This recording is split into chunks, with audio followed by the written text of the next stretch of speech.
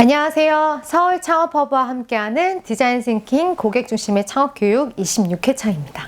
계속해서 다양한 비즈니스 모델에 대해서 탐색하고 있는데요. 오늘은 관심 가지실 만한 비즈니스 모델을 좀 가지고 왔습니다. 첫 번째, 요즘에 굉장히 핫하죠. 플랫폼 서비스입니다. 네. 근데 요즘에는 사실은 핫하다는 표현보다는 사실은 이제 좀 지루할 때도 됐어요.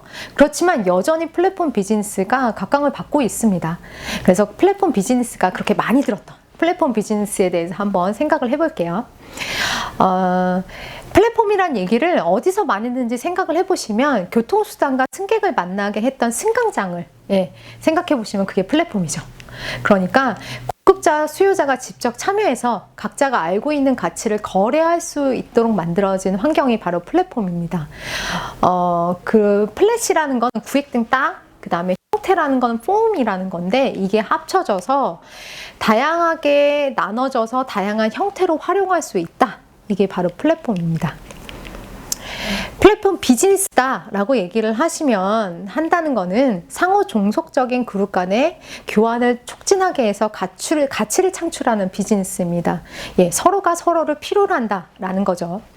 그리고 플랫폼 비즈니스 모델이라는 거는 생산자와 소비자가 서로 원하는 가치를 거래할 수 있도록 매개체 역할을 수행하는 거죠. 그리고 그럼으로 인해서 수익을 창출하는 것을 얘기를 합니다. 네, 기존 산업인 경우 생산 비용 절감에 사활을 걸었어야 했어요. 네, 그 생산 비용을 어떻게 하면 더 절감할 것인가? 이게 기업의 수익이랑 연결이 됐습니다. 그런데 4차 산업혁명의 시대에는요, 추가적인 생산 확대 비용이 0에 가까운 디지털 기술을 바탕으로 아마 개방된 공유 플랫폼에서 참여자들이 자발적으로 서비스를 이용할 수 있게끔 하는 그런 바로 플랫폼 비즈니스를 생각을 더 하실 필요가 있습니다. 플랫폼에 5가지 기능이 있습니다. 첫 번째는 연결 기능이에요. 복수 그룹의 교류를 촉진시켜주죠. 두 번째는 비용 감소 기능입니다. 각 그룹이 개별적으로 처리할 경우 시간하고 비용이 많이 드는 것을 플랫폼이 대신해 줍니다. 세 번째는 검색 비용 절약 기능이에요. 복수 그룹을 존재하게 함으로써 내가 따로따로 찾아야 되는 거에 드는 비용을 절약하게 해주죠. 혹은 비교하게 하는 비교하고 검색해봐야 되는 비용을 절약하게 해줍니다. 그다음에 네 번째는 커뮤니티 형성에 의한 네트워크 효과입니다. 그 플랫폼 안에 들어온 많은 사람들에 의해서 커뮤니티가 형성되어 있고 그 사람들이 다른 커뮤니티를 또 끌어들이는 거죠. 그리고 이름으로 해서 정보의 상호 교류가 일어나죠. 5번째는 삼각 프리즘 기능인데요. 삼각 프리즘 기능이라는 건 프리즘을 생각해 보시면 이렇게 튕겨나가죠. 그래서 언뜻 보면 직접적인 상호작용이 일어나지 않는 것 같은 2개 이상의 그룹을 서로 연결해 줍니다. 이 그룹은 우리 플랫폼으로, 이 그룹은 우리 플랫폼으로. 둘은 연결되지 않을 수도 있는데요. 플랫폼 기업의 수익 모델은 이렇게 됩니다. 첫 번째, 가장 많이 생각하시는 거 중개수수료. 애플 앱스토어, 우버, 에어비앤비, 알리바바 이런 것들이 다 중개수수료를 받고 있죠.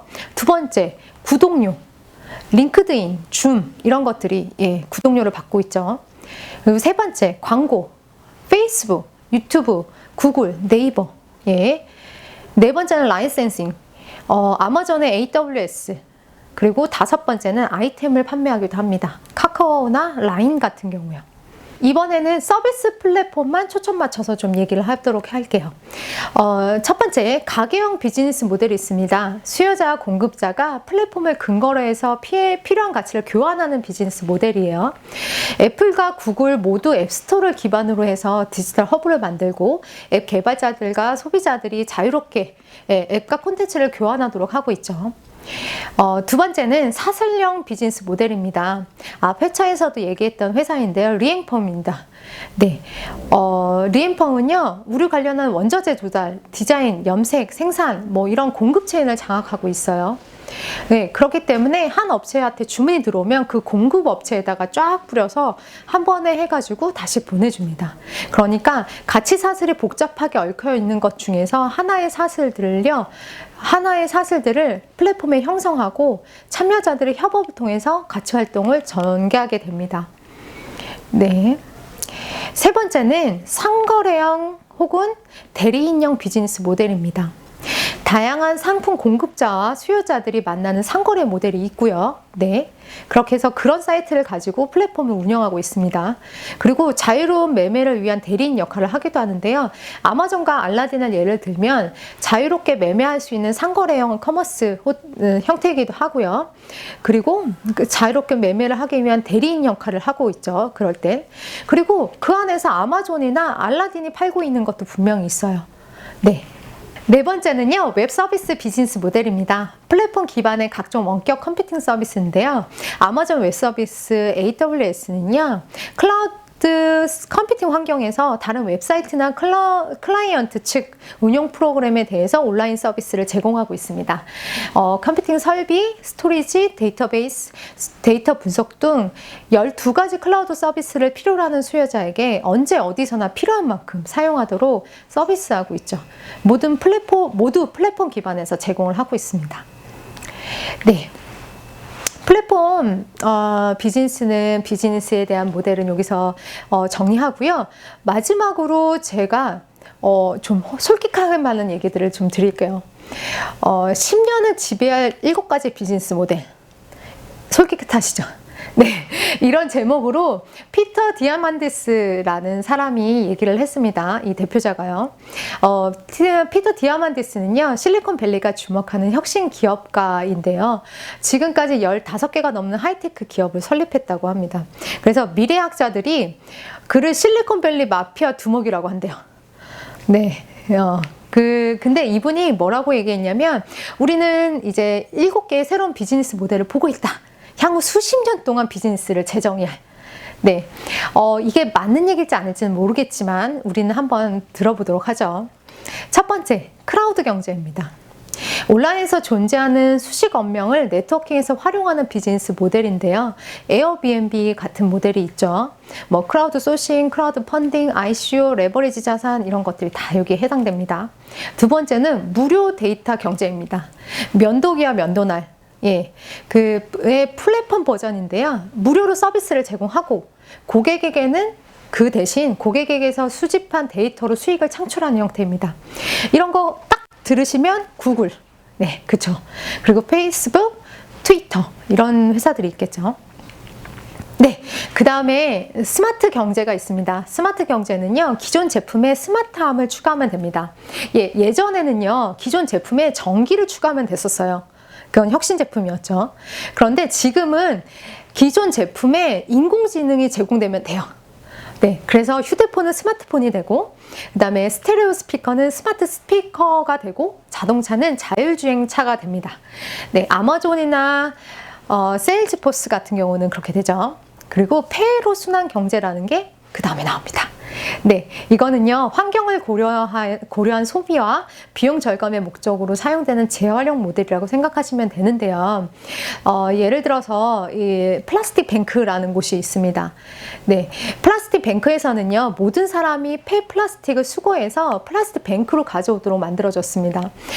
이렇게 해서 수집하고 난 다음에는요, 이 쓰레기를 가지고 돈을 받습니다. 예, 가지고 온 사람들이 돈을 받고요.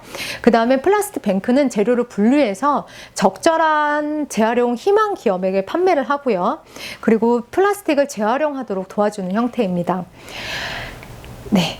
그 다음은 자동 분권화라고 있어요. 자동 분권화는 블록체인과 AI의 융합으로 사전 프로그래밍된 규칙으로 운행 방식을 결정하고요. 나머지는 컴퓨터가 수행합니다. 자율택시 같은 경우에는 24시간 7일 내내 자체적으로 운영하고 있죠. 이런 것들이 자동 분권화 형태입니다. 그리고 그 다음은 다중세계 모델이라고 하는데, 이거는 딱 생각이 들었을 때 증강현실, 가상현실 등 현실과 달리 온라인의 세계를 만들어주는 모델이에요. 지금은 우리가 현실에만 존재하지는 않잖아요. 온라인에 접속하기도 하고 AR이나 VR을 통해서 가상현실, 증강현실을 사용하고 있죠. 예, 이러한 버전을 이용한 새로운 비즈니스가 기회로 다가오고 있습니다.